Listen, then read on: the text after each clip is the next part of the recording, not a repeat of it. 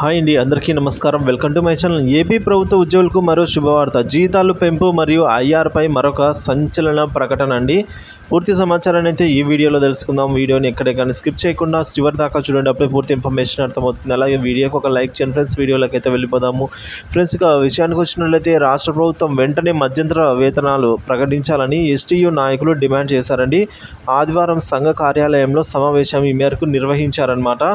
ఈ సందర్భంగా జిల్లా అధ్యక్షులైన రమణారెడ్డి మాట్లాడుతూ, గత ప్రభుత్వ ఉద్యోగులను గత ప్రభుత్వం ఎన్నో ఇబ్బందులకు గురి చేసిందని అన్నారండి. ఆయన ఉపాధ్యాయులకు మరియు సిబ్బంది కోరిక మేరకు త్వరలో రానున్న ప్రభుత్వం 12వ PRCకి సంబంధించిన ఐఆర్ను ప్రకటించాలి అని, అలాగే పెండింగ్ డిఏ బకాయిలు గత PRC బకాయిలు చెల్లించేలా చర్యలు తీసుకోవాలి అని జిల్లా ప్రధాన కార్యదర్శి అయిన రామాంజనేయులు మాట్లాడుతూ, పెండింగ్ DA బకాయిలు PRC బకాయిలు చెల్లించేలా చర్యలు తీసుకోవాలని అన్నారు.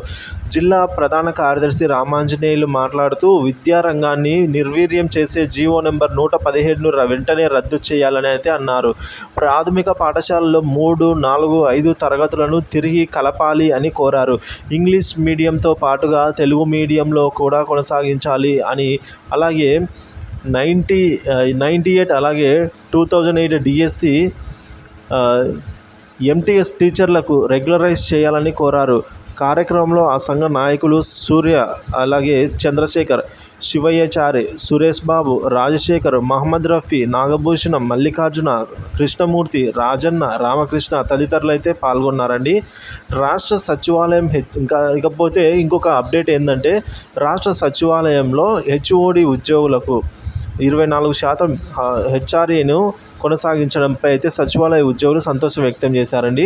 ఈ సందర్భంగా సీఎం చంద్రబాబుకు కృతజ్ఞతలు తెలిపారు. కొత్త ప్రభుత్వంలో 12వ PRC కమిషన్ను నిర్మించాలని, ఉద్యోగులకు PRCని త్వరగా అమలు చేయాలని సంఘ మాజీ ప్రధాన కార్యదర్శి నాప ప్రసాద్ ఒక ప్రకటన ద్వారా అయితే ప్రభుత్వాన్ని కోరారనమాట.